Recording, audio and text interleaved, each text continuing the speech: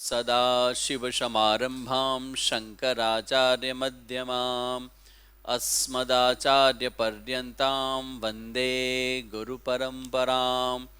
श्रुतिस्मृतिपुराणानाम् आलयं करुणालयं नमामि भगवत्पादं शङ्करं लोकशङ्करं। शङ्करं शङ्कराचार्यं केशवं बादरायणं सूत्रभाष्यकृतौ वन्दे भगवन्तौ पुनः पुनः। ईश्वरो गुरुरात्मेति मूर्तिभेदविभागिने व्योमवद्व्याप्तदेहाय दक्षिणामूर्तये नमः। ॐ ॐ सहनाववतु सहनौ भुनक्तु सह वीर्यङ्करवावहै तेजस्विनावधीतमस्तु मा विद्विषावहै। ॐ शान्ति शान्ति शान्तिः।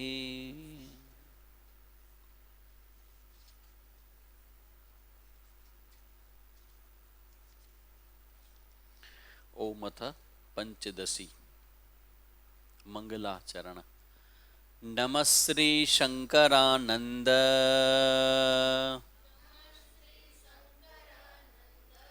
गुरुपादाम्बुजन्मने सविलास महामोह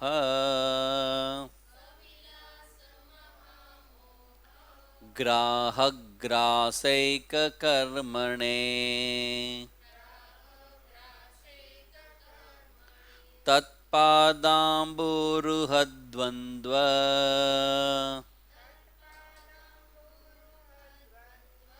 सेवा निर्मलचेतसाम्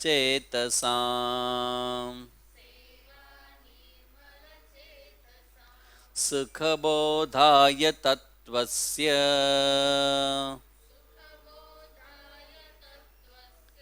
विवेकोऽयं विधीयते।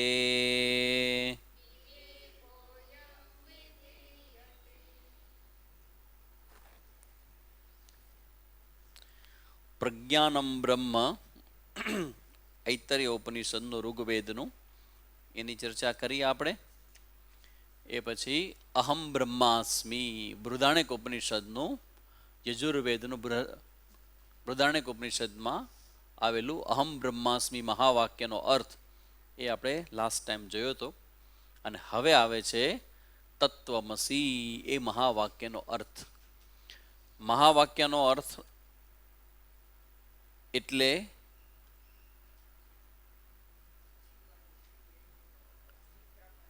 મહાવાક્યનો અર્થ એટલે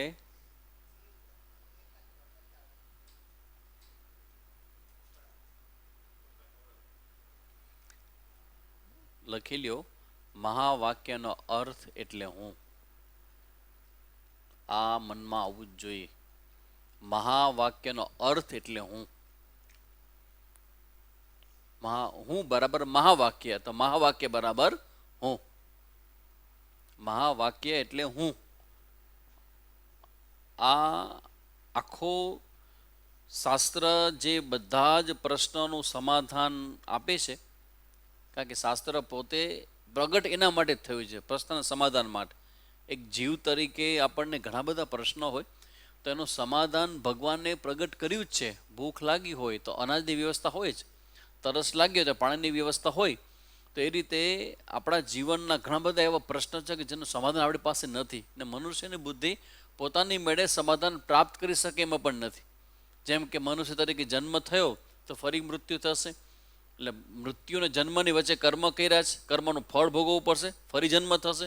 તો આ ચક્કરમાંથી મુક્ત થવા શું કરવું જોઈએ? ઘણા થાય પ્રશ્ન આવો કે ભાઈ મારે આ ચક્કરમાંથી મુક્ત થવું હોય તો શું કરવું જોઈએ? શાસ્ત્ર જ. પછી કોઈ કહેશે કે ભાઈ આ જે વ્યાપ્ત સંસાર છે એમાં મને હવે રસ નથી, તો પછી હવે મારે શું કરવું? તો એના માટે શાસ્ત્ર બતાવશે કે ભાઈ ભગવાન છે, ઈશ્વર છે. તો ઈશ્વરે જગત કેવી રીતે બનાવ્યું? શાસ્ત્ર બતાવે એકોમ બહુશ્યામે પ્રજા યયેતિ. જો આપણે જેટલા પ્રશ્નો છે ને કે જેનો જવાબ આપણને મળતો નથી, એ બધું શાસ્ત્રમાં કહેલું છે. તો હવે પ્રશ્ન એ આવે કે આ બધા જ પ્રશ્નોમાંથી આપણે બહાર નીકળી જવું હોય અને એવી શાંતિ જોતી હોય કે જે પ્રગટ થયા પછી ક્યારેય અપ્રગટ ન થાય, એવું સુખ જોતું હોય કે જે મળ્યા પછી ક્યારેય એનો વિયોગ ન થાય. આ સંસારમાંથી વૈરાગ્ય પ્રાપ્ત કરવું હોય તો શું જોવું જોઈએ? સંસારમાંથી વૈરાગ્ય ક્યારે પ્રાપ્ત કરવાની જરૂર પડે? સંસાર પ્રત્યે રાગ હોય ત્યારે, સંસાર પ્રત્યે આકર્ષણ હોય ત્યારે. તો સંસાર પ્રત્યેનું આકર્ષણ છે એ છોડવું હોય તો શું વિચાર કરવો જોઈએ? બરાબર છે, વિવેક કરવો જોઈએ. શું વિવેક કરવો જોઈએ? સંસાર નાશવંત છે. શબ્દ તો હું બહુ ઓછો યુઝ કરું છું આવો વ્યવહારનો, પણ આજે હું ઉપયોગ કરું છું શબ્દનો. સંસાર નાશવંત છે. તો આ વસ્તુની અનુભૂતિ હમણાં આપણને છેલ્લા 1.5 વર્ષમાં થઈ કે ન થઈ?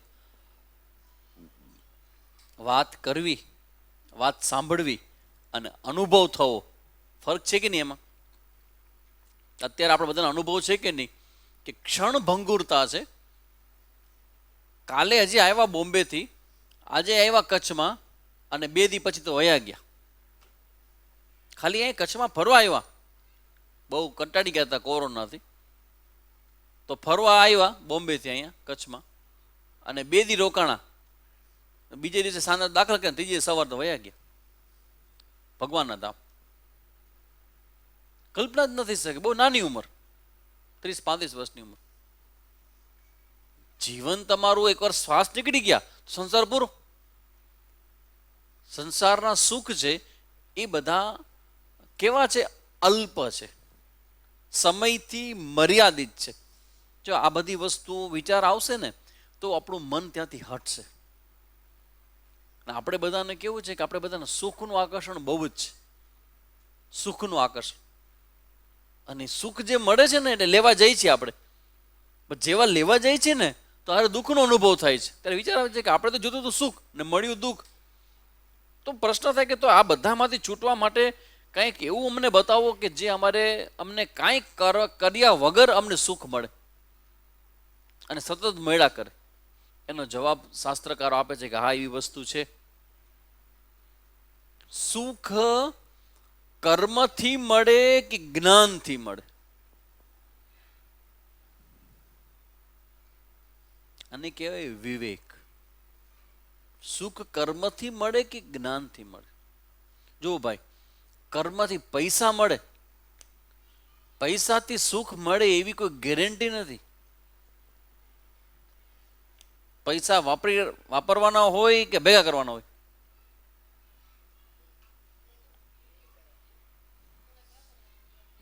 થોડાક વાપરવાના, થોડાક ભેગા કરવાના.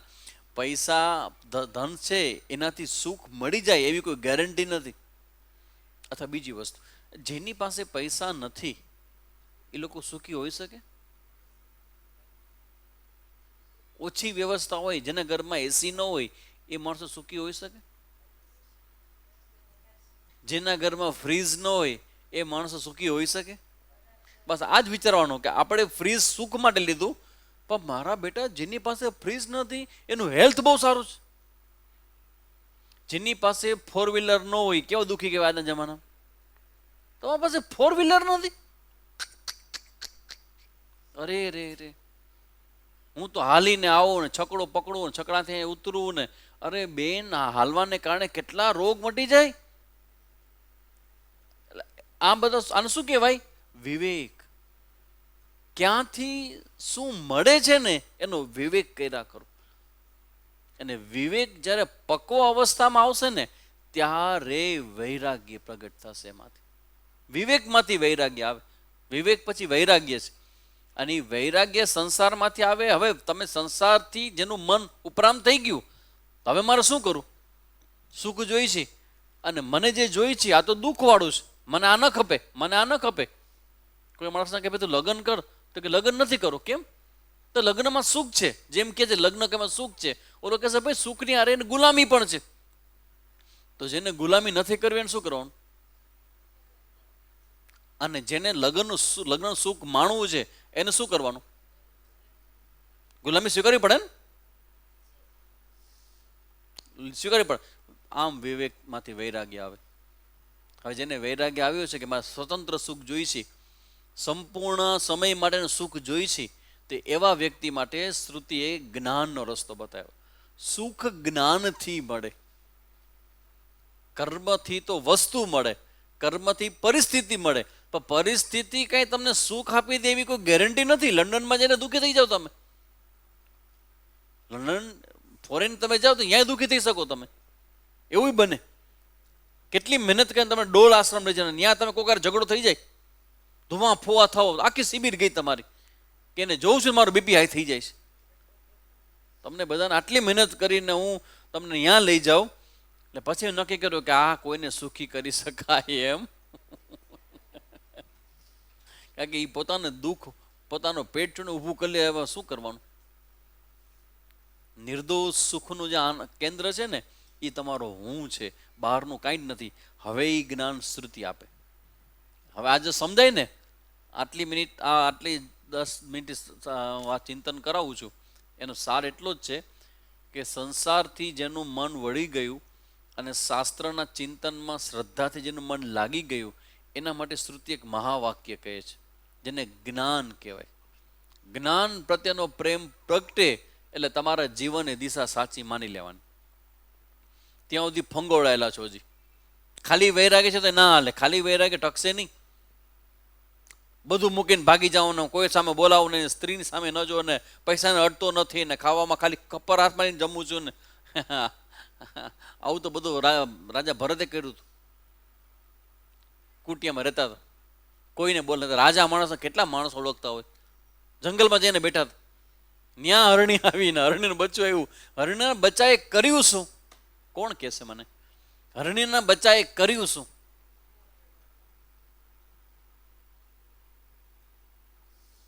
શું કર્યું હરણીના બચ્ચાએ?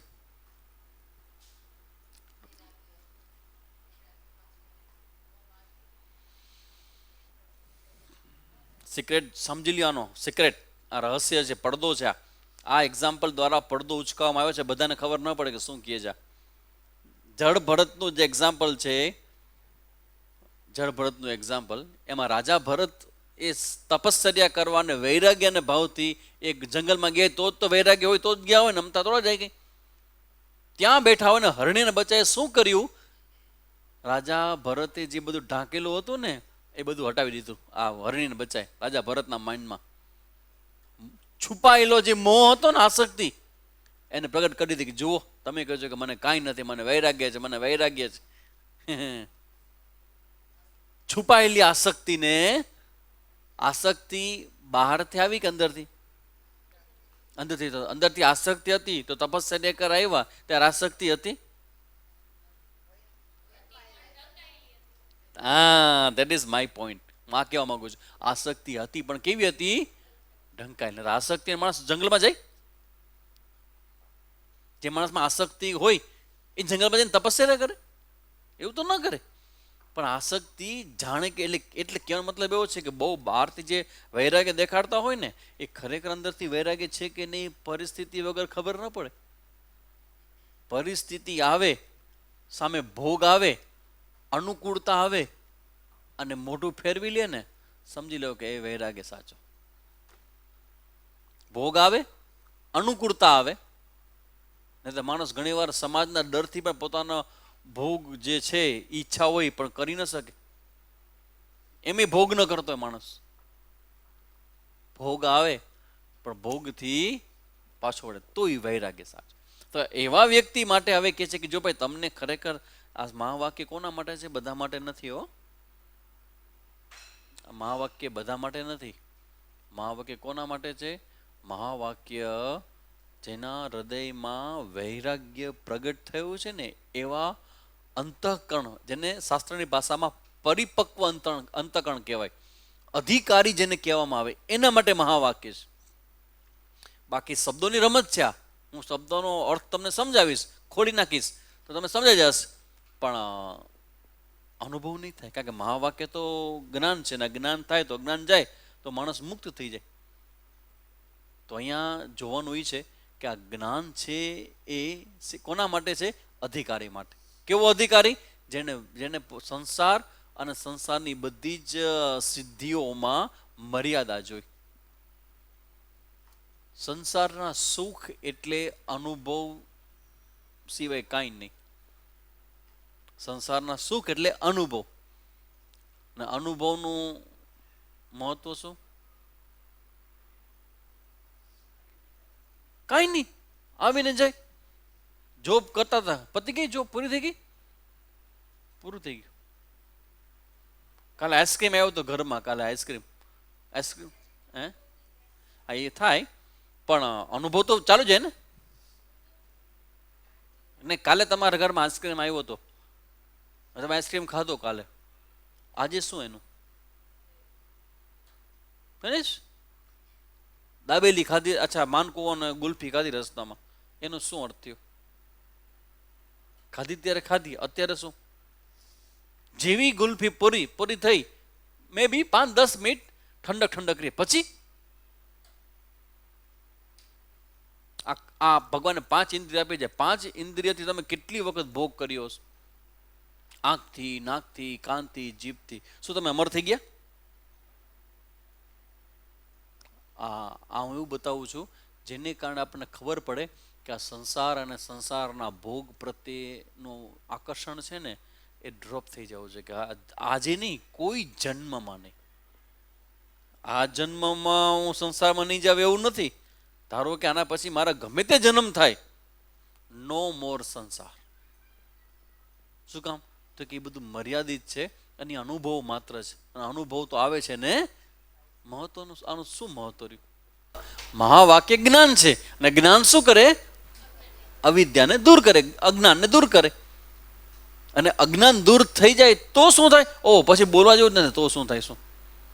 કારણ કે અવિદ્યા દૂર થઈ ગઈ. અવિદ્યાને કારણે તો બધી મજા છે સંસારની.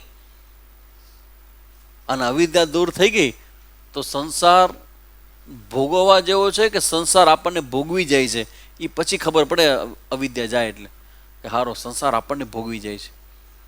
લાડુ એવો ને એવો છે મારા થાળીની સામે. ત્યારે નાનો હતો ત્યારે ખાતો હતો, હવે તો લાડુ નથી આવતા, અમારા બંધ થઈ ગયા છે લાડુ. પેલા માણસો ભાવથી લાડુ મોકલતા, હવે તો બધું દુકાન બંધ થઈ ગઈ છે લાડુની.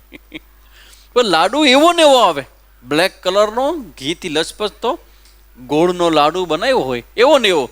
અને હવે આપણે પચાવી ન શકીએ, કારણ કે લાડુ ખાય એટલે હવે પચે નહીં લાડુ. તો હવે તમે લાડુને ખાવ છો કે લાડુ તમને ખાય છે? દારૂ ને શું દારૂડીઓ પીશે? દારૂડી અને દારૂ પી જાય છે. સાચી વાત કે ખોટી? બસ આ સમજાય એટલે મન શું કરે? ત્યાંથી પાછું વળે. અને મન જેનો પાછું વળે ને એ અહીંયા બેસી શકે. શેમાંથી મન પાછું વળે? જેના માટે દોડીએ છીએ ને, હારી અહીંયા કંઈક માથાકૂટ છે, બે પાછા આવો. તો હવે જ્ઞાન, હવે રસ્તો બે જ છે, એક કર્મનો અને એક જ્ઞાનનો. કર્મનો રસ્તો પ્રયત્ન સિદ્ધ છે અને જ્ઞાનનો રસ્તો શ્રવણ સિદ્ધ છે. કર્મમાં પ્રયત્ન છે અને જ્ઞાનમાં શ્રવણ. ગુરુ પાસે બેસો, શ્રવણ કરો, અને ગુરુના શબ્દોનો ધોધ વહે, અને એ શબ્દને કારણે તમારા અંતઃકરણમાં વૃત્તિ પ્રગટ થશે. વૃત્તિ પ્રગટ ન થાય તો ગુરુ હજી બરાબર સમજાવી શક્યા નથી એવું ન માનો. અમે સમજી શકતા નથી. ગુરુ તો પોતાની રીતે મહેનત કરતા હોય, પણ ગુરુની ગુરુતા ત્યાં જ છે કે એ જ્યારે બોલે ત્યારે 5, 15, 20, 25, 50 અંતઃકરણ હોય, બધા અલગ અલગ હોય, અને બધાની અંદર એ વૃત્તિ જન્માવી શકે. એટલે જો શ્રવણ કરતી તમને આટલો આનંદ આવે છે, શું કામ આવે? શ્રવણ કરતી વખતે આનંદ. અને શ્રવણ પૂરું થઈ જાય એટલે પાછો તમારો આનંદ બદલાઈ જાય. શું કામ આવું થાય છે?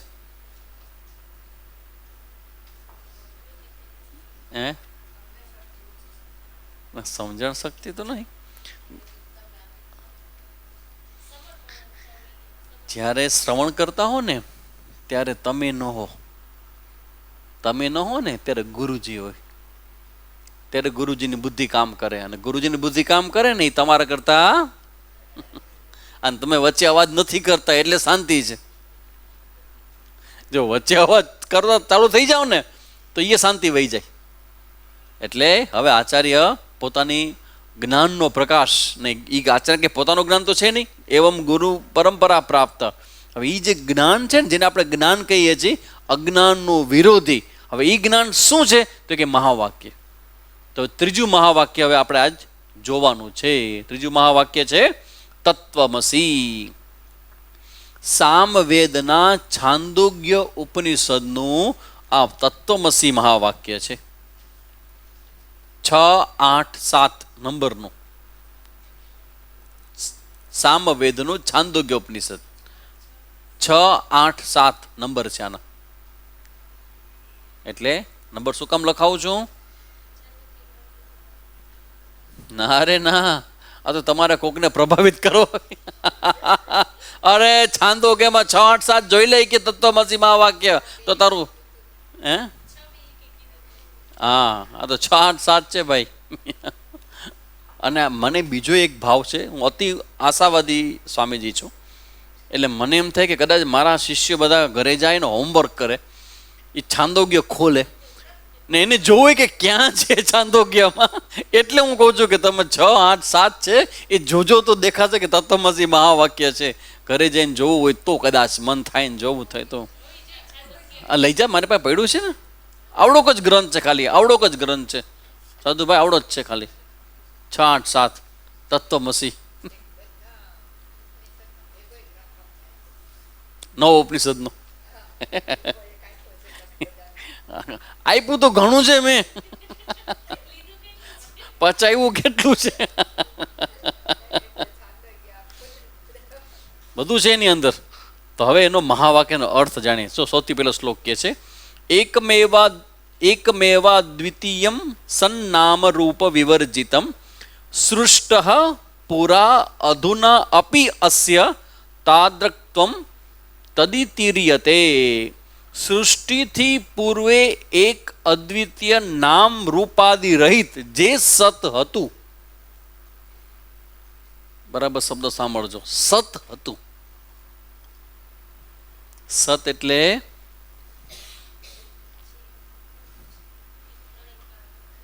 એટલે અસ્તિત્વ, બીઈંગ. અંગ્રેજીમાં એને કહેવાય બીઈંગ. એક શબ્દ છે એક્ઝિસ્ટન્સ. સત એટલે હોવું છે. સત એટલે હોવું છે. તો એકમેવા અદ્વિતીયમ. અદ્વિતીયમ એટલે શું?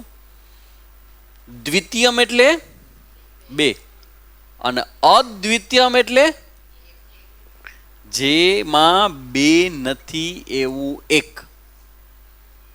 સૌથી પહેલા દ્વિતીયમ. દ્વિતીયમ એટલે બે, અને અદ્વિતીયમ એટલે જેમાં બે નથી. બે નથી એટલે ત્રણ નહીં, એકમાત્ર. અત્યારે તમારી નજરની સામે, તમારી બુદ્ધિની અંદર જેટલા પદાર્થો છે એ ઘણા બધા પદાર્થ છે, એમાં એક છે જ નહીં, એક ક્યાંય નથી. પણ હવે અહીંયા જે એક હતું, જે સત હતું, એને મારે કેવું હોય તો કેવી રીતે સમજવાનું છે? આ શું છે? પુસ્તક રાખવાની પાટિયું. આ શું છે? ટેબલ. ઓકે, આ શું છે? ટેબલ. પછી આ શું છે? બારી. આ શું છે? બારણું. બધું અલગ અલગ. રાખવાની ઘોડી અલગ, ટેબલ અલગ, આ બે ટેબલ અલગ, બારી અલગ, બારણું અલગ, પણ એ બધું એક જ વસ્તુમાંથી બનેલું છે. શું છે? કાસ્ટ, લાકડું. કેટલી વસ્તુ થઈ? 1, 2, 3, 4, 5 અને 6. કાસ્ટ ગણો તો, લાકડું ગણો તો એક જ. 6 થયું ને? આને ગણો 7. તમારું ટેબલ લ્યો ને, 7 હાલો ને, 7 થયું ને. લાકડા કેટલા થયા? 1. જેને કાસ્ટ કહેવામાં આવે, લાકડું કહેવામાં આવે, એમાંથી બારણું બને, એમાંથી બારી બને, એમાં ટેબલ બને, એમાંથી આવું ટેબલ બને, આવું સ્ટેન્ડ બને. એકમેવા. જ્યારે આ નહોતું, સ્ટેન્ડ નહોતું, ત્યારે શું હતું? આ બારી જ્યારે નહોતી બની ત્યારે શું હતું? હવે સમજાણું? એકમેવા દ્વિતીયમ, એકમાત્ર સત હતું, જેને અસ્તિત્વ કહેવામાં આવે છે. એકમેવા દ્વિતીયમ. સૃષ્ટિથી પૂર્વે, સૃષ્ટિ એટલે યુનિવર્સ, બ્રહ્માંડ. આ બ્રહ્માંડ આપણી સામે, આપણી ઇન્દ્રિયો સામે, બુદ્ધિ સામે જે ભયંકર આમ ચિત્ર વિચિત્ર રૂપે પ્રગટ થયું છે. બીજસ્યાંતરિવાંકોરો જગદમ પ્રાંગ નિર્વિકલ્પમ પુનઃ માયા કલ્પિત દેશકાલ કલના વૈચિત્ર્ય ચિત્રીકૃતમ. વિચિત્ર ચિત્ર વિચિત્ર વાળું જગત. આવું જગત જે છે એ જ્યારે નહોતું બન્યું, આ તો બન્યું જ જગત, પણ નહોતું ત્યારે શું હતું? સત, બીંગ, એક્ઝિસ્ટન્ટ હતું, અસ્તિત્વ હતું. સૃષ્ટિથી પૂર્વે એક જ, અદ્વિતીય એટલે એક જ, નામ રૂપાદિ રહિત. આ બધું નામ ને રૂપ છે. એ આના જેવું નામ અને રૂપ વાળું, આનું નામ અને રૂપ બદલાઈ જાય કે ન બદલાઈ જાય? તો એ સત જે હતું ને એમાં આવું કોઈ નામ રૂપ નહોતું કે જે બદલાઈ જાય. એ ખાલી હતું, અસ્તિત્વ. હવે એ જે સત હતું તે સત હમણાં પણ એવું જ છે. સત એવું જ છે એમ તત પદે કરીને લક્ષિત થાય છે. તત, તત એટલે તે, તે એટલે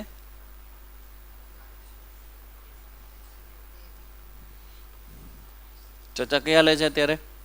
સત, તે સત. ને તે શું કામ કીધું?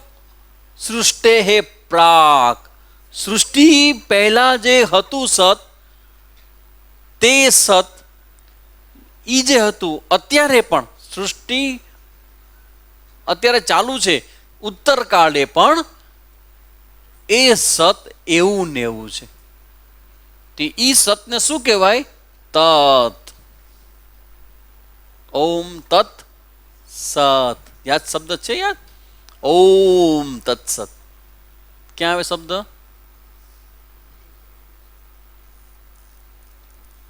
ઓમ તત્સત. ના ના,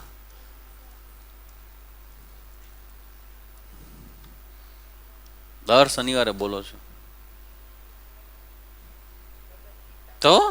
ઓમ તત્સત શ્રીમદ ભગવદ ગીતા સુપનિષત્સુ બ્રહ્મ વિદ્યા યોગ શાસ્ત્રે શ્રી કૃષ્ણાર્જુન સંવાદે પુરુષોત્તમ યોગ નામે પંચદશોધ્યાય. ઓમ તત્સત. તો પછી બ્રિલિયન્ટ. તમારા બધા કરતા તો થોડોક તો બ્રિલિયન્ટ છું, નક્કી થઈ ગયો. એટલે ઘણા માણસોને પછી પોતે બ્રિલિયન્ટ પણ હોય ને, જાળવવા માટે પોતાનાથી ઓછા બ્રિલિયન્ટમાં જ રહીમાં કરે, જેથી કરીને પોતે બ્રિલિયન્ટ સાબિત પોતે હોય એટલું બધું નહીં, પણ ફરે રહીએ એવામાં જ કે અહીંયા પોતે રાજા હોય. ઓમ તત્સત.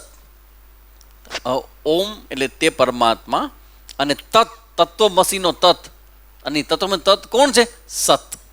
સત એટલે અસ્તિત્વ. સત એટલે અસ્તિત્વ, હોવું, બીંગ, એક્ઝિસ્ટન્સ. તે સત જે પહેલા હતું અત્યારે પણ છે, અને સૃષ્ટિ નહીં હોય ને તો પણ રહેશે. જેમ કે બુટી સોનાની, મંગળસૂત્ર ચેઇન સોનાનો, પછી તમારું બ્રેસલેટ સોનાનું. તો સોનું જે છે એ એક જ છે. એ આ બધું બન્યું એ પહેલાં પણ શું હતું? સોનું. અને જ્યારે બની ગયું ત્યારે પણ શું છે? સોનું. અને આ બધું મેલ્ટ કરી નાખો, બધું ગાળી નાખો, ત્યારમાં શું થાય? ચાંદી થઈ જાય ને, હે ઉતરી જાય. સોની લઈ લઈએ ને, બધું ભેગું કરે, ઉતરી જાય, પણ સોનું રે. સોનાને શું ન લાગે? કાઠ. સોનાને ક્યાંથી લાગે? ને કાઠ જેને લાગે એને શું કહેવાય? લોખંડ. દેખાય કેવું?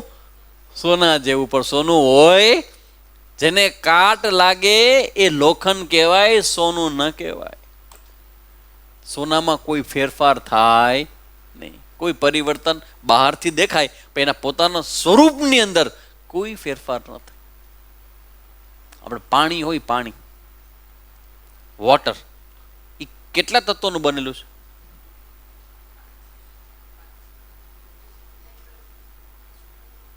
ત્રણ.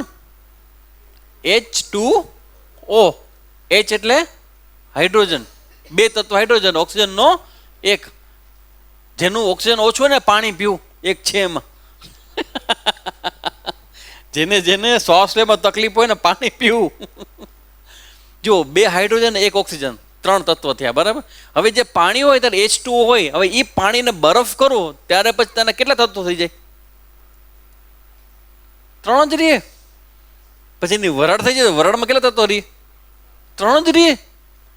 એ પાણીનો બરફ કરો, એનો શરબત બનાવો, એને વરાળ કરો, જે કરો એ, પણ એના તત્વ કેટલા રહીએ? ત્રણ. સોનું ઈનું ઈ રહીએ, કાસ્ટ ઈને ઈ રહીએ. એવી રીતે આ જે સત છે, જે અસ્તિત્વ હતું, એને શું કહેવાય? તત કહેવાય. તત્નો લક્ષ્યાર્થ સમજો. તત એટલે જે સૃષ્ટિ પૂર્વે હતું, અત્યારે છે અને પછી રહેવાનું છે, એવું જે અસ્તિત્વ છે એ અસ્તિત્વને કહેવાય તત. આ તત્વમસી મહાવાક્ય છે ને, તેમાંથી પહેલો અક્ષર આપણે પકડ્યો, તત. તત એટલે અસ્તિત્વ. ઓકે, આ તો સમજાઈ ગયું. પછી આગળ કંઈક બોલશો તો ખરા તો ખબર પડશે ને. આ તો સમજાઈ ગયું. મને તમે આટલું બધું સરળ કરીને સામેજી ન કે આટલું બધું, આ તો બધું ખબર પડે છે અમને, તો વાંધો નહીં. નહીં તો ઘણી વાર પછી બહુ તમે વાત પાકી થઈ જાય ને તો પછી તમને લાગે સામેજી બહુ ધીમા થઈ ગયા. એટલા માટે મને ખબર છે કે તમને મેં આની પહેલાં કેટલી વખત ભણાવ્યું હશે, પણ આજે ભણાવીશ તો તમને નવું જ લાગશે. એટલે તો મારી દુકાન હાલે છે. એટલે જો તમને પાકું થઈ જાય બધું, અરે આ તો તમે બોલી ગયા, તમે કટોર બોલ્યા હતા 3.5 વર્ષ પહેલા બોલ્યા તમે આ બધી વસ્તુ, તો કાંઈ ન ચાલે. તો કે સામેજી હવે પછી જાઓ, રજા લો તમારી. જય શ્રી કૃષ્ણ. તત વિશે આગળ કહે છે, તત્વમસી મહાવાક્ય સામવેદના છાંદોક્ય ઉપનિષદના 6ઠા પ્રપાઠક વિશે 9 આવૃત્તિથી કહેવાયેલું છે. શ્વેત કેતુ. શ્વેત કેતુનો એક સરસ મજાનો સંવાદ છે. અને શ્વેત કેતુ એ ગુરુકુળમાં ભણવા જાય છે. આખી સ્ટોરી આપણે જોશું જ્યારે ભણશું ને આ બૃહદારણ્યક, ત્યારે આપણા ઇદમ અગ્રે આસિત એકમેવા દ્વિતીયમ બ્રહ્મ. તો એ શ્વેત કેતુ ભણવા જાય છે. અને ભણીને જ્યારે પાછો આવે છે ત્યારે એના પિતાજીને પૂછે છે, કારણ કે જ્યારે પાછો આવે ત્યારે માણસ જ્ઞાન મેળવે ને તો હળવો થઈને આવે. જ્ઞાન થયેલા માણસ કેવો થઈ જાય? સીધો, સાદો, સરળ અને નમ્ર. તમને જ્ઞાન થયું છે કે નહીં? આટલા વખતથી ભણો છો તો જ્ઞાન થયું છે કે હજી નથી થયું? બીજો શબ્દ નથી બોલતો હું, એમ નહીં, પણ થોડું પહેલા કરતા તો થયું કે નહીં? તો જ્ઞાન થયું છે એટલે બધા તમે જવાબ મને આપો છો, પણ હવે કરેક્શન કરી લ્યો. જવાબ આપો એટલે જ્ઞાન થયું એમ ન કહેવાય. જ્ઞાન થયું ક્યારે કહેવાય?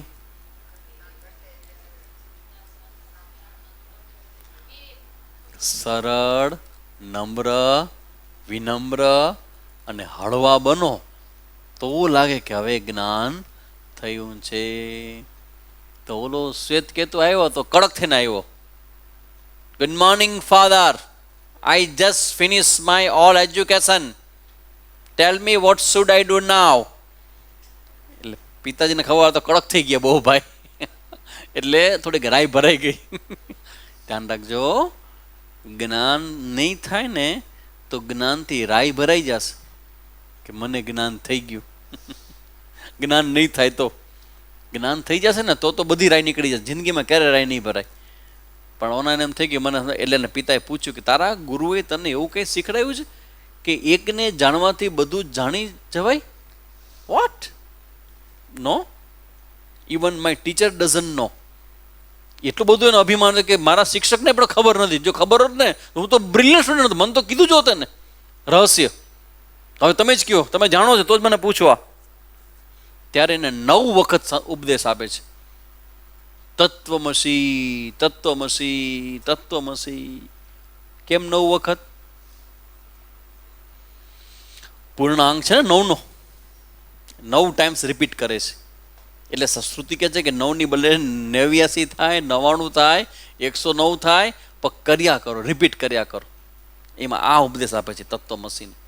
આગળ કહે છે કે મહાવાક્ય જે છે સામવેદમાં આ 9 આવૃત્તિથી કહેવાયેલું છે.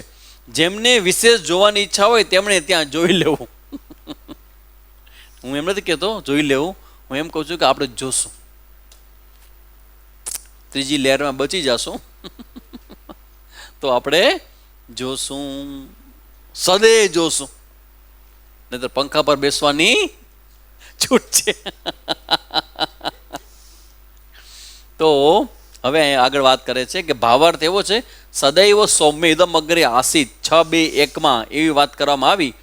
તો અહીંયા આ બધું કહેવામાં આવ્યું કે ભેદ શૂન્ય નામરૂપ રહી જે સદ વસ્તુ હતી તે જ સદ વસ્તુનું હમણાં સૃષ્ટિથી ઉત્તરકાળમાં પણ વિચાર દ્રષ્ટિથી તાદ્રકત્વ અર્થાત તેવાપણું સ્વગત. 3 પ્રકારના ભેદ યાદ છે? હા, વેરી ગુડ. સ્વજાતિ, વિજાતિ અને સ્વગત 3 ભેદ છે. સ્વજાતિ મનુષ્યની જાતિ હોય તો એમાં 2 મનુષ્ય વચ્ચેનો ભેદ સ્વજાતિ. પછી વિજાતિ, એક મનુષ્ય અને બીજું વૃક્ષ, તો વૃક્ષ અને મનુષ્યમાં ડિફરન્સ.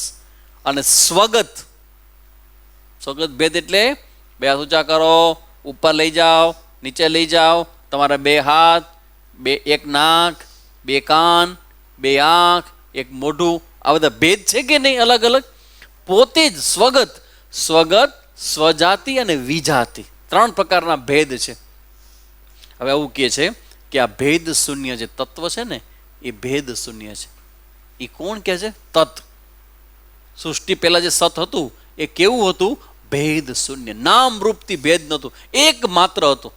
આ બહુ મોટી વસ્તુ છે. હું જે સમજાવું છું ને, હું આટલું બધું મોટું ભેગું કરું છું ને, પછી એમનું કનેક્શન બેસાડીશ ત્યારે ધડાકો થશે.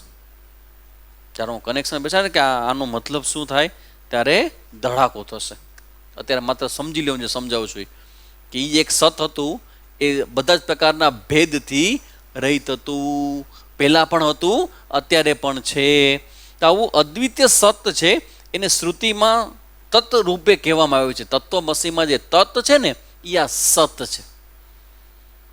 તત્ ત્વમ અસી. તો એમાં તત્ શબ્દનો અર્થ શું? સત. સત એટલે અસ્તિત્વ, બિંગ, હોવું, એ બધું.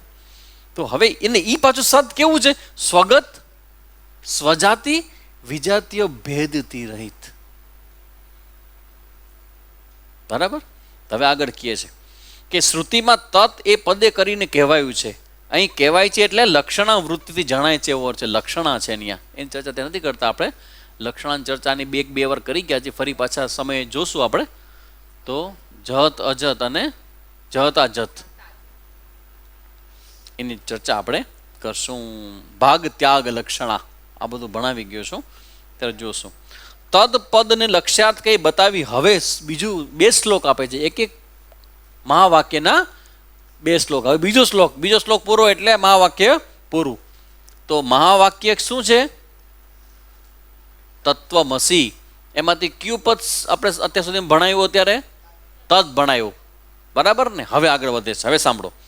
તત પદનો લક્ષ્યાર્થ કઈ? હવે શ્રુતિગત બીજો ત્વમ પદ છે. એક છે તત અને બીજું શું છે? ત્વમ. ત્વમ એટલે શું? એમ ના હાલે. હું ના કેટલાય અર્થ છે. તો હવે હું નો અર્થ અહીંયા બતાવે છે પેલા શ્લોકમાં. હું એટલે કોણ? પેલા તત્નો અર્થ બતાવ્યો, હવે હું નો અર્થ બતાવ્યો. હું એટલે કોણ? શ્રોતુહુ દેહેન્દ્રિયાતીતમ. શ્રોતુહુ એટલે શ્રવણ કરનાર. તમે કોણ છો ત્યારે? શ્રવણ કરનારને શું કહેવાય? શ્રોતા. તમે શું છો? ભાઈ કે બેન? જોયું? ભાઈ બેન ગયું, ડાબી બાજુ જમણી બાજુ ગઈ, ના ડાબી બાજુ ના જમણી બાજુ. શ્રોતા છીએ. નાના કે મોટા?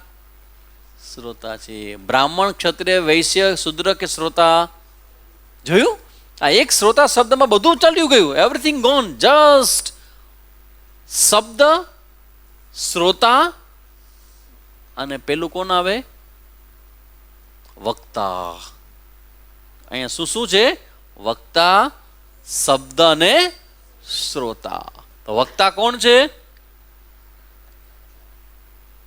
ભૂલી ગયા? સ્વામી પ્રદીપ્તાનંદ સરસ્વતી.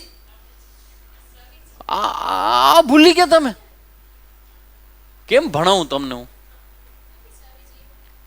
પ્રદીપ્તાનંદ સરસ્વતી ભૂલી ગયા? વક્તા. પૈસા પાણીમાં પડી ગયા સાધુ ભાઈ અમારા.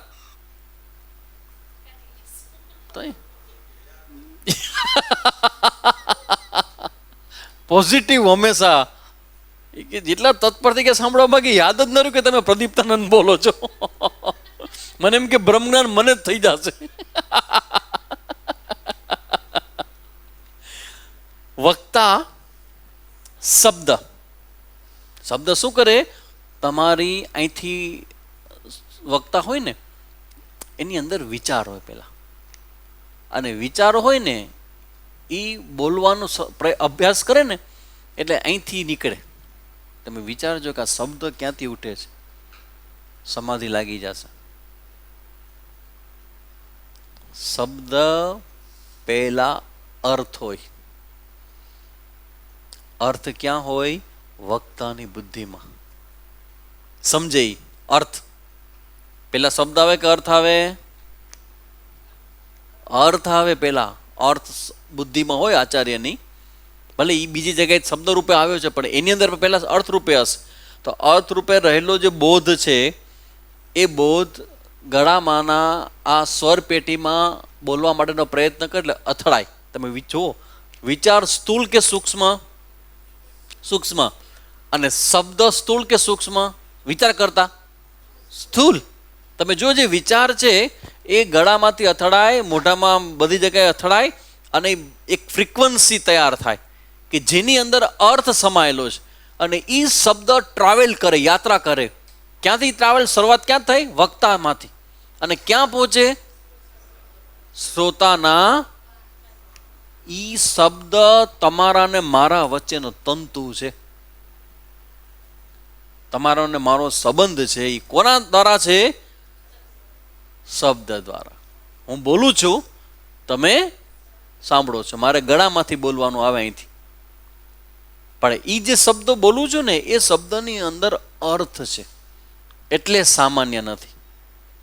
પછી એ જ શબ્દ તમારા સુધી આવે અને તમારા કાનમાં અથડાય. તમારા અહીંયા શું છે અંદર? Ear drum. ઇયર ડ્રમમાં આ ફ્રીક્વન્સી છે મારી બોલવાની, અથડાય અને એ તમારા કાનમાં અંદર જાય એટલે શબ્દની યાત્રા ત્યાં પૂરી થઈ ગઈ. એની આગળ યાત્રા ન કરે, પણ હવે અર્થ યાત્રા આગળ કરે. એટલે તમારા કાનમાં ગયેલા શબ્દો અટકી જાય. અર્થ છે એ બુદ્ધિ સુધી યાત્રા કરે અને બુદ્ધિમાં ટ્યુબલાઇટ કરવાનો મરણીયો પ્રયાસ અર્થ કરે. તો તમારા બુદ્ધિ, હવે એ અર્થ ક્યાંથી શરૂ થયો? આચાર્યની બુદ્ધિમાંથી. અને ક્યાં સુધી પહોંચવા પ્રયત્ન કરે છે? વાહ, વેરી ગુડ. શ્રોતાની બુદ્ધિ સુધી. હવે અર્થ પ્રગટ ન થાય તો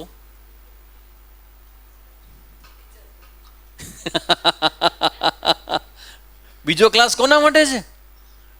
એક ક્લાસ, બીજો ક્લાસ શેના માટે? બીજો ક્લાસ છે પેલા ક્લાસમાં અર્થ ન પકડો, બીજામાં આવો, ન ત્રીજામાં આવો, ન ચોથામાં આવો. પૂજ્ય સ્વામીજી કે તમે કઠોપનિષદ ભણો, માંડુક્ય ભણો, મુંડક ભણો, તૈતરીય ભણો, કાંઈ નહીં તો પંચદશી ભણો. ક્યાંક ને ક્યાંક તો અર્થ તમારા સુધી પહોંચી જશે. એટલે એક વક્તા, એક શ્રોતા, બરાબર, અને વચ્ચે શબ્દ. તો હવે તમ, તમનું ગુજરાત શું થાય? તું. તત એટલે તે, તમ એટલે તું. જોજો, આ તું અમારી આંગળી ક્યાં જાય છે? હે? આમાં છે કે મારી સામે? હું આમ કહું એટલે એટલે ક્યાં સુધી જાય આંગળી? બુદ્ધિ સુધી. ક્યાં સુધી આંગળી? બુદ્ધિ સુધી. ક્યાં જાય આંગળી? હજી આગળ જવાની છે. એ બુદ્ધિ આગળ જવાનું છે આપણે. જ્યારે હું કહું તું, તો તુંનો અર્થ તમારી બુદ્ધિમાં જે છે, જ્યારે હું કહું તું, તો તમે શું સમજો છો? Very good. હું તમને કહું છું તું, તમે સમજો શું છો? કેવું કહેવાય ખોટું? અરે હું એમ કહું છું કે હું તત્વમસી. હા સ્વામીજી, તત્વમસી. હું બ્રહ્મ છું. શું? હું બ્રહ્મ છું. ઓ સ્વામીજી, તમે બ્રહ્મ છો? પેલા તો કેવું જોઈએ. આઈ એટલે હું. Very difficult to teach. I એટલે હું. કોકને શીખડાવી દો તો ₹3.5 મારા તરફથી ઇનામ. આઈ એટલે હું. શીખડાવી દો કોઈને. હાલો, આ દેવાસને શીખડાવજો. બહુ મોટા આવ્યા ને માંડુ કે સાંભળનારા, શીખડાવજો. આઈ એટલે હું. એ કે હા સમજાઈ ગયું. આ એટલે સ્વામીજી. કોને કીધું? સ્વામીજી કીધું. અરે રેકોર્ડ છે મારી પાસે, અમે બધું ઉતારીએ છીએ, અમે ઓનલાઈન ભણીએ છીએ. લઈક બોલ્યા છે એમાં. આ એટલે હું. આ એટલે હું એટલે સ્વામીજી. એક્ઝેક્ટલી હું કહું તું, તું નો અર્થ શું થાય? હું. હવે હું નો, હવે તમે એક અર્થ ચેન્જ જરા કર્યો. મેં તમે કીધું તું, અને તમે શું સમજો છો? હું. અચ્છા, આ હું એટલે શું? હવે એ સમજાવે છે, પહેલા સમજી લ્યો. હું એટલે શું? આ શ્રોતુ હું, જે સાંભળનારો છે તે શ્રોતાના દેહ ઇન્દ્રિયાદિકથી અતીત. આ આંગળી ક્યાં સુધી જાય છે મારી? તું. શાંતિદાસ સાધુ નો, ત્યાં નથી. એ તો તમારા આનું નામ છે, જેનું વજન છે પણ 78 કિલો 90 કિલો વજન છે. એ નહીં, સ્થૂળ શરીર નહીં, ઇન્દ્રિય નહીં. શબ્દ શું છે? દેહ ઇન્દ્રિયાથી અતીત. જ્યારે હું કહું ને તું, તો તમારે હું શબ્દ સમજવામાં આ તમારું નામ, પછી તમારું શરીર, પછી તમારી ઓળખાણ, આ બધું બાજુમાં મૂકી દેવું પડે. ત્યાં સુધી મારી આંગળી જાય છે. આ શરીરને છેદી ને પછી તમારું સૂક્ષ્મ શરીર છે એ છેદી, અને છેલ્લે જે રહી જાય છે ત્યાં મારી આંગળી અટકશે. જેને તમે શું કહો છો? આત્મા. જેને શું કહો છો વ્યવહારમાં? હું. આ જે આત્મા જે છે ત્યાં સુધી મારી આંગળી જાય. એ જે હું તમારો છે, જે સ્થૂળ શરીર નથી, સૂક્ષ્મ શરીર નથી, એને જે જાણનારો જે છે, અત્યારે જે શ્રોતા છે એમ જે તમે માનો છો, એ શ્રોતાને પકડી અને અંદર સુધી આંગળી જાય અને બતાવે કે ભાઈ તમને જ્યાં હું છું એવું જે થાય છે એ હું ને કહેવાય ત્વમ. આ ત્વમ શબ્દની અન્ડરસ્ટેન્ડિંગ છે. તમે વિચાર કરો કે આ ત્વમ શબ્દ હું બોલું તો કેટલો મોટો અર્થ છે. કમસે કમ 20 મિનિટ સમજવા મળી જાય કે ત્વમ એટલે શું. તત એટલે તે, તે એટલે અસ્તિત્વ, બીઈંગ, કોન્શિયસનેસ.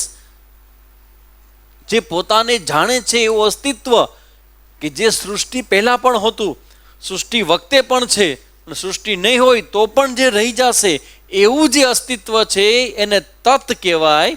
અને ત્વમ એટલે આ શ્રોતાની અંદર જે હું છું એને ત્વમ કહેવાય.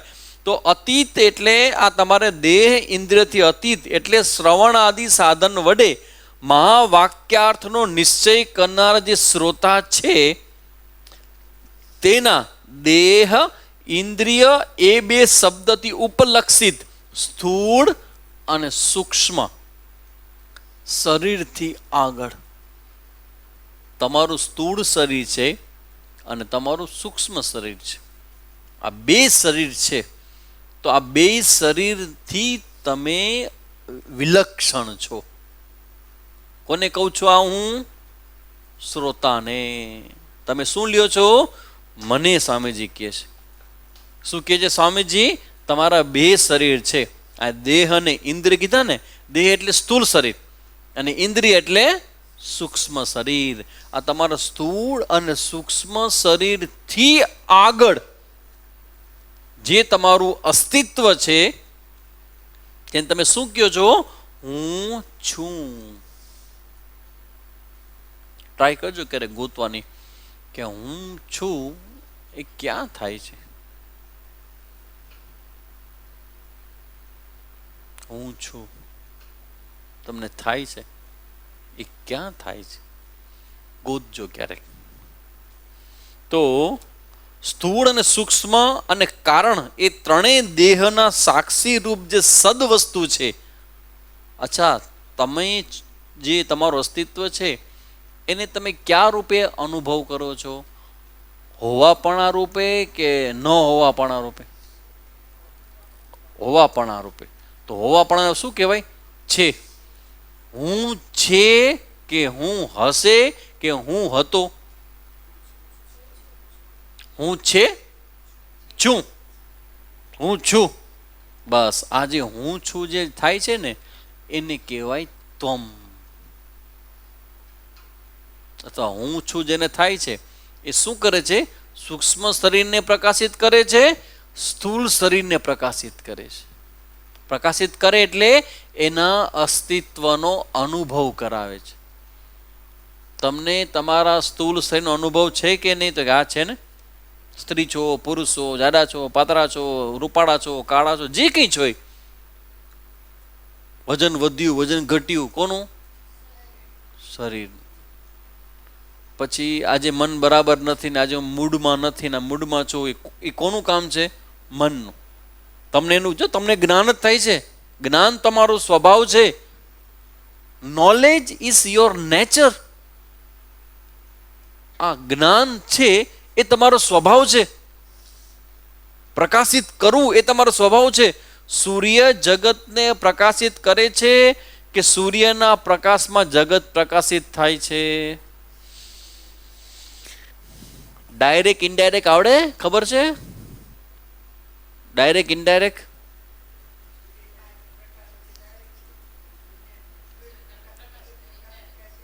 વાહ, વેરી ગુડ.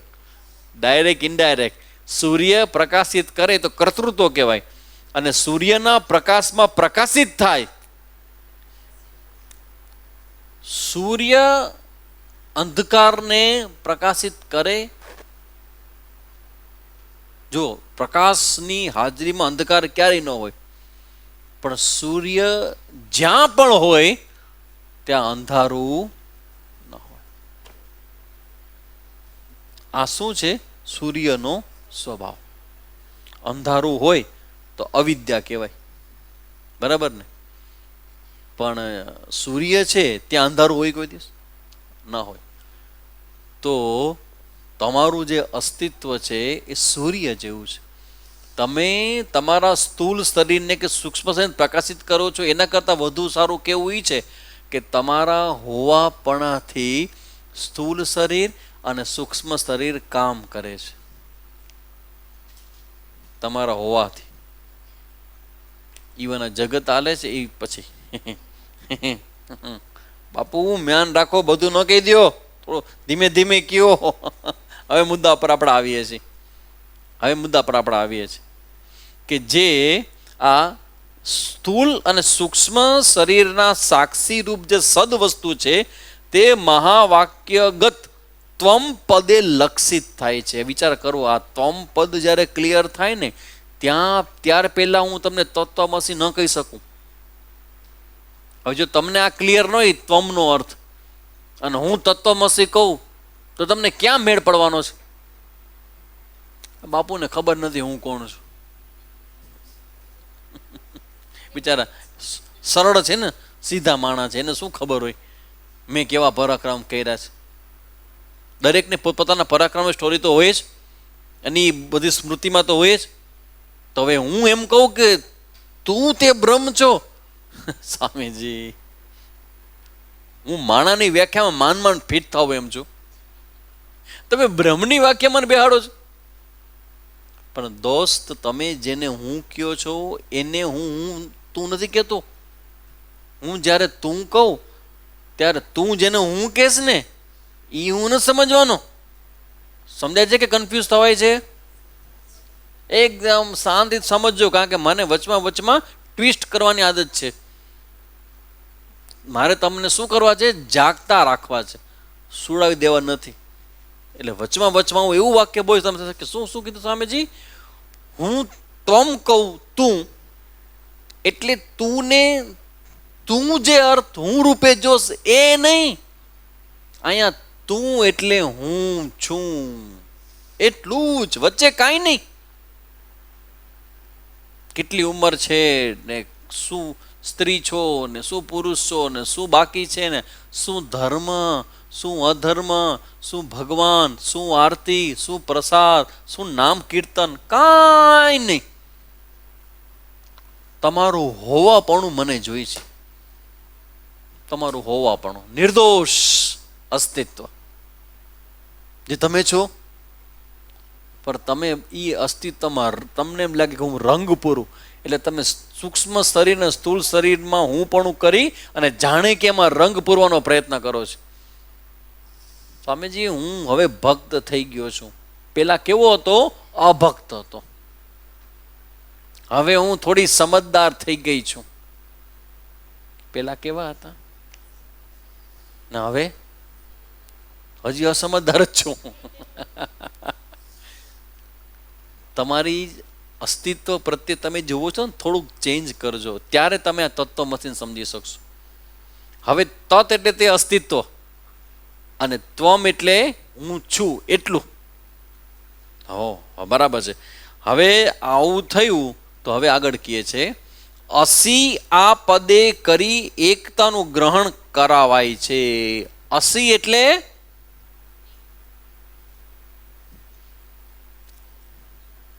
એક, એટલે કેવું ખબર છે? બરોબર. બરોબર નિશાની ખબર છે?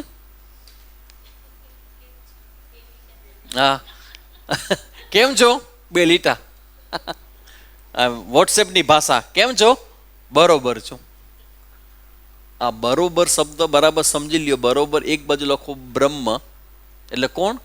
તત એટલે અસ્તિત્વ, જે પહેલા હતું અત્યારે છે પછી રહેવાનું છે, જે નામ રૂપના ભેદથી રહિત છે એવું જે તત એ બ્રહ્મ, પછી બરોબર અને પછી હું.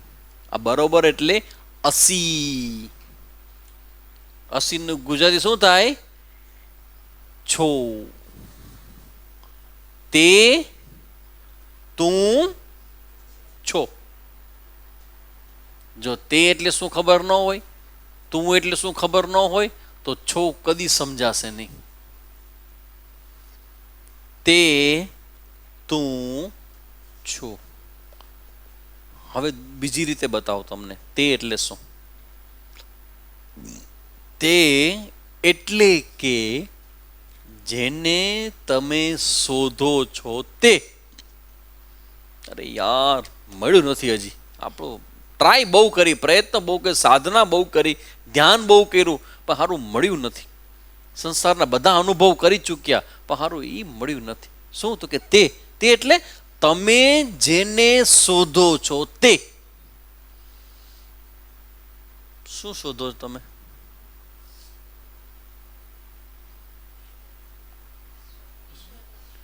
જીવનમાં તમે શું શોધો છો? હા, કેવું? શાશ્વત, કાયમી, દુઃખ રહિત. જોયું? તે કે જેને હું શોધું છું, પણ કેવું છે? શાશ્વત એટલે સત, અને દુઃખ રહિત, ભેદ રહિત. વેલા તમે જેને શોધો છો તે કોણ છે? તમે પોતે. તમે બ્રહ્મને શોધો છો. અસ્તિત્વનું પ્રકાશ થાય, સાક્ષાત્કાર થાય. કોનો? બ્રહ્મનો. તો તે બ્રહ્મ કે જેને રોજ તમે માળા કરો, પૂજા કરો, કર્મયો કરો, ભક્તિ કરો, કીર્તન કરો, સત્સંગ કરો, બધું કોના માટે છે? મોક્ષ, ભગવાન, બ્રહ્મ, બધું એક જ છે. બધું એક જ છે. નામ કીર્તન તમે કોનું કરો છો? બ્રહ્મનું. શ્રીરામ જય રામ જય જય રામ. શ્રીરામ કોણ છે? બ્રહ્મ. રાધે ગોવિંદ રાધે ગોવિંદ, આ ગોવિંદ કોણ છે? બ્રહ્મ. જે બ્રહ્મની તમે ભક્તિ કરો છો, જેને શોધો છો, તે બ્રહ્મ તું છે. તો હવે જો આયા તત અને ત્વમ પદનો અર્થ બ્રહ્મ અને આત્માની પ્રમાણ સિદ્ધ એકતા છે. હવે તમે જુઓ, વાક્ય બરાબર જુઓ, આખું વાક્ય પૂરું કરો. તે તું છો, વચ્ચેની લાઈન પૂરું કરો તો વચ્ચે ઘણું બધું અટકે છે હજી. તે બ્રહ્મ તું છો, જેને હું શોધું છું તે હું જ છું. તો તમારે બ્રહ્મ થવાનું છે કે તમે છો એ શોધવાનું છે? શોધવાની યાત્રા અહીંયા પૂરી થાય. હવે ખબર પડી બ્રહ્મ શું, કોણ છે? હું. કયો હું? 80 કિલો વાળો નહીં. આ નામ તમારું છે. કોનું છે? તમારું નામ છે. આ કોનું નામ છે? વાહ રે વાહ. તમારું તો નથી ને? એમ કેમ ખબર તમારું નામ નથી?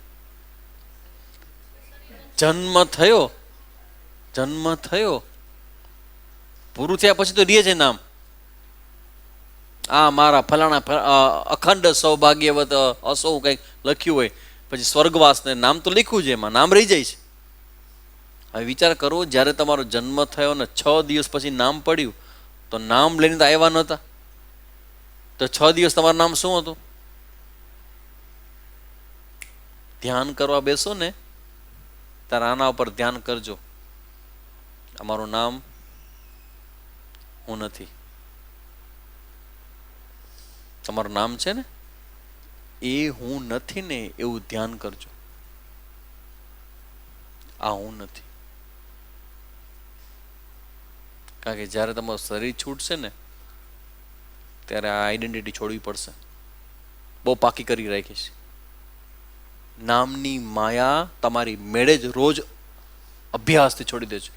જ્યારે ધ્યાનમાં બેસો ને, જે નામ આપ્યું છે ને, જો અમારે તમારે આજે અભ્યાસ તમે કરાવવાનું છે ને, એ અમને અભ્યાસ અમારી પરંપરાએ અમને કરાવી દીધો. તમને હજી ખબર નથી કે નામ સાથે કેટલી મોટી સાયકોલોજી જોડાયેલી છે. જે વ્યક્તિને બહુ મોટા રોગ હોય ને, એનું નામ બદલી નાખે ને તો રોગમાં ફરક પડી જાય 110%. કારણ કે તમારું નામ સાથે તમારી સ્મૃતિ જોડાયેલી છે. નામ સાથે સ્મૃતિ, અનુભવો જોડાયેલા છે. અને તમારું માઇન્ડ કેવું છે? અનુભવોને છોડતું સ્મૃતિ રૂપે યાદ રહે છે કે મેં આમ કર્યું, મેં આમ નહોતું કર્યું, મારે ભૂલ થઈ ગઈ ને, ખોટું થઈ ગયું ને, મેં આમ કેમ કરી નાખ્યું ને, ઓલાય કેવું મારા સાથે આવું કર્યું ને. એ બધું નામથી જોડાયેલું છે. અને બધા સંબંધો કોને જોડાયેલા છે? નામથી. આ સંન્યાસ છે ને, એ આ જ્ઞાનનો જીવતું જાગતો અનુભવ છે.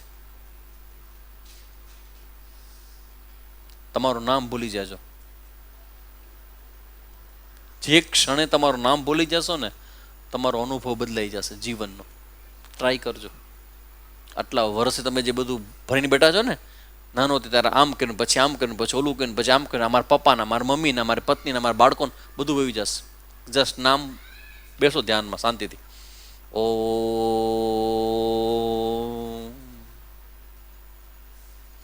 અહમસ્મી, હું છું. બસ હું છું. કોઈ નામ નથી મારું.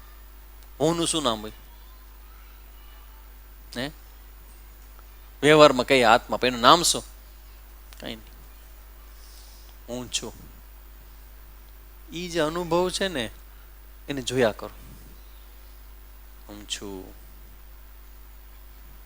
હું છું જો હોય ને તો જ તમને બીજાનો શબ્દ સંભળાય, તો જ તમારી અંદર વિચાર આવે, તો જ તમને બધું અનુભવાયા. તમને બધું અનુભવાય છે પણ બેઝમાં શું છે? હું છું. તો બધું ધીમે ધીમે હટાવતા હટાવતા હટાવતા એ પટોરો ખોલો. ક્યાંથી પટોરો લેવા છો? પાટણથી.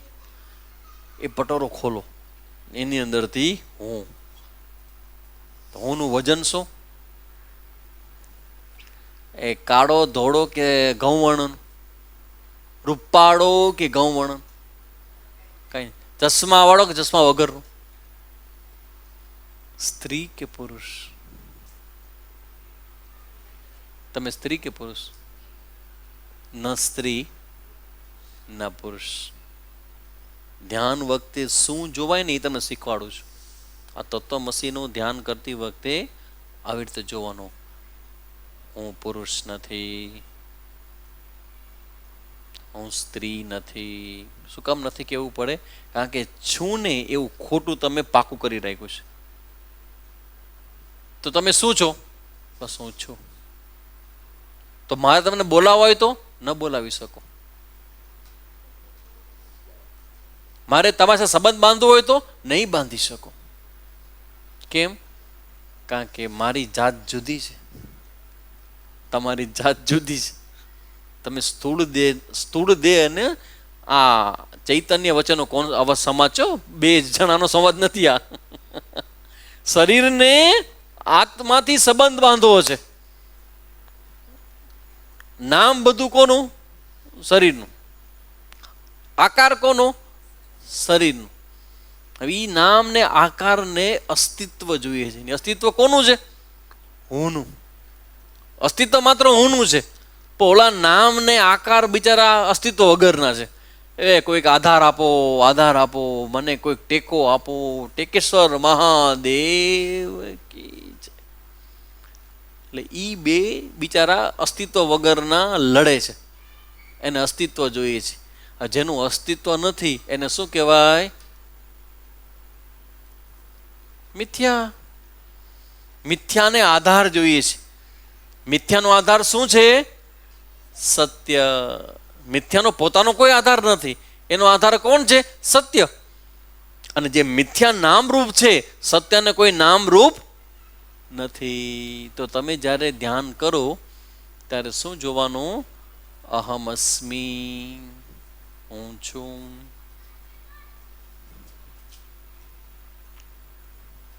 હોવાપણું. હવે ઈ હોવાપણું છે ને, અસી. અસી એટલે છો.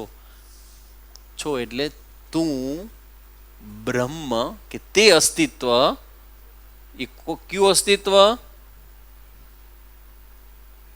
સૃષ્ટે હે પ્રાક. તો તમે ક્યારે હતા? પહેલેથી. અરે વાહ, સમજી ગયા ભાઈ. તમે પેલા હતા. પેલા તે યુગમાં તું હતી. હે? પોપટીને અમે. ઈ કોની કથા છે? જીવની. એ જીવ બરાબર છે, જીવની યાત્રા બરાબર છે.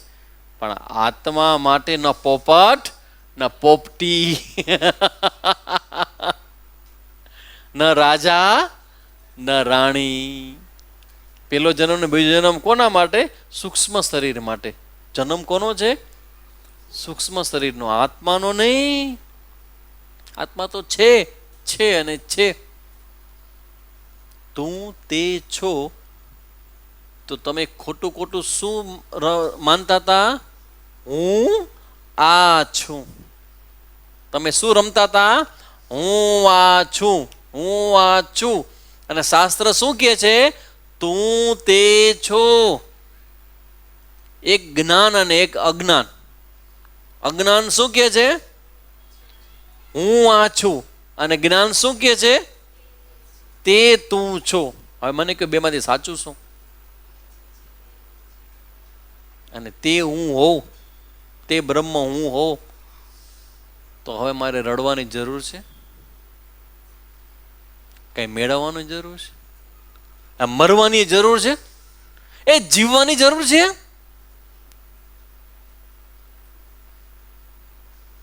जीना और मरना ये तो खेल है सूक्ष्म शरीर का।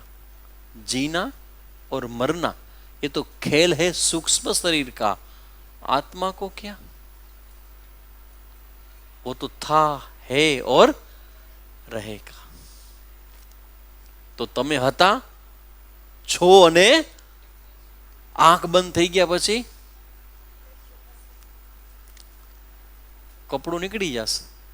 તમે તો બધું જ વહી જશે, જોનારો રહી જશે. તો તમે કોણ છો? જોનારા છો કે રમનારા છો? તો જોનારા જ રહેજો હો. કેટલો ખોટો વ્યવહાર આપણે કરીએ છીએ. હવે સાચું જ્ઞાન થયું એટલે અયમ આત્મા બ્રહ્મ નો હવે આપણે વિચાર કરશું. 3 મહાવાક્ય જોયા. પ્રજ્ઞાનમ બ્રહ્મ,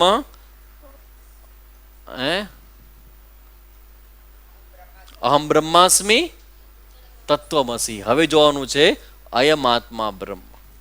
એ હવે આપણે નેક્સ્ટ ગુરુવારના જોશું અને આ મહાવાક્ય વિવેકને આપણે પૂર્ણ કરશું. આટલા બધા મહાવાક્ય છે 4. એક સમજી જાઓ ને તોય વાત પૂરી થઈ જાય. બહુ સરસ વાક્ય કીધું તમે.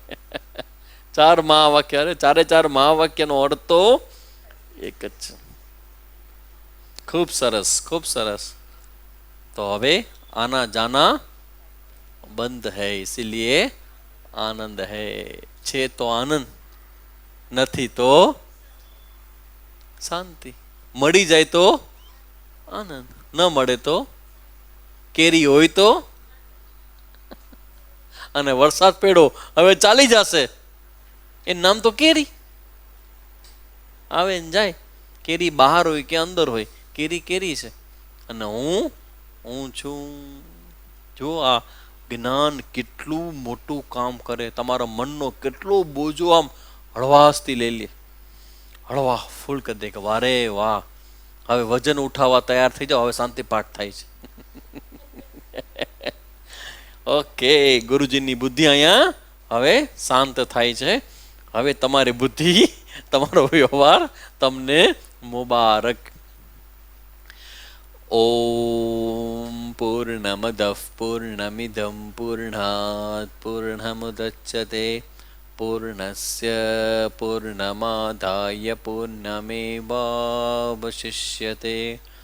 ઓમ શાંતિ શાંતિ શાંતિ. હરિ ઓમ શ્રી ગુરુભ્યો નમઃ. હરિ ઓમ.